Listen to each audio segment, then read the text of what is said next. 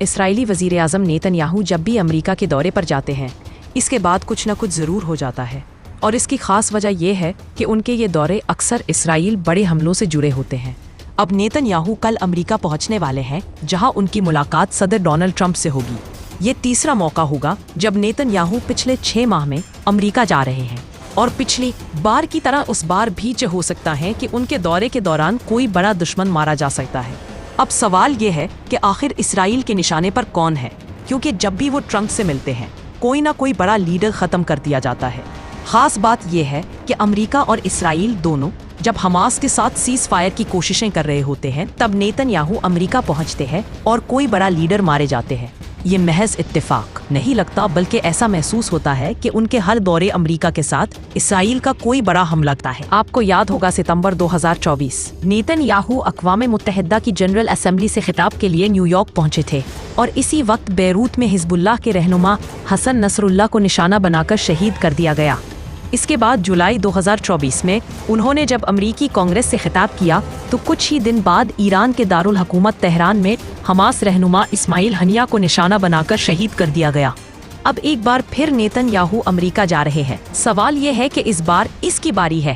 ایران کے supreme leader آیت اللہ خامنائی محرم کے موقع پر پہلی بار عوامی طور پر نظر آئے ہیں، اور وہ اب ایران کے ساتھ ساتھ امریکہ اور اسرائیل کے نشانے پر بھی ہیں۔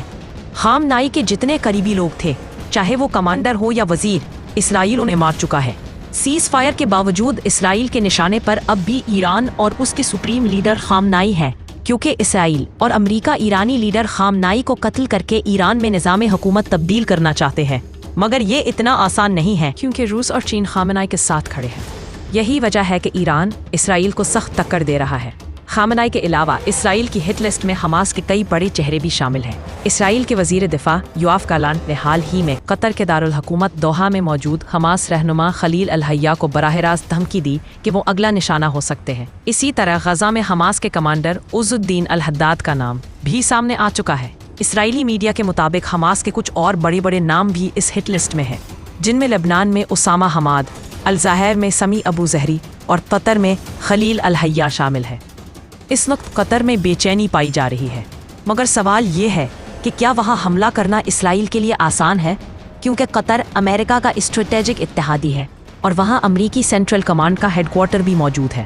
اگر وہاں کوئی اسرائیل حملہ کرتا ہے تو وہ صرف ایک قتل نہیں بلکہ بین الاقوامی سطح پر ایک بڑا تنازع بن سکتا ہے۔ اسی لیے جب قطر میں موجود حماس رہنماؤں خلیل الحیہ، محمد اسماعیل درویش اور ظاہر جبرین سے ہتھیار ڈالنے کا کہا گیا تو معاملہ صرف سیکیورٹی کا نہیں بلکہ کشیدگی اور دباؤ کا بھی تھا۔ اب سوال یہ بھی ہے کہ اسرائیل اور امریکہ کی خفیہ حکمت عملی کیا ہے۔ مشرق وسطیٰ کی ایک رپورٹ میں اس پوری کہانی کا دوسرا پہلو یہ ہے کہ امریکہ اس وقت غزہ میں ایک نیا امن معاہدہ تیار کر رہا ہے۔